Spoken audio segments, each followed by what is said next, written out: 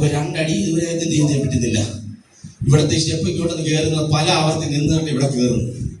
ഇവൻ നിന്ന ഇടത്ത് നിന്ന് 18 അടി പോകണമെങ്കിൽ ഇവൻ ആരാ എടുക്കാൻ?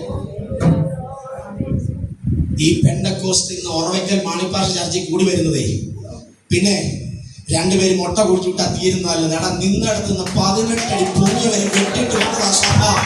അതിന്റെ പേര് പെന്തക്കോസ്റ്റ് എന്ന്.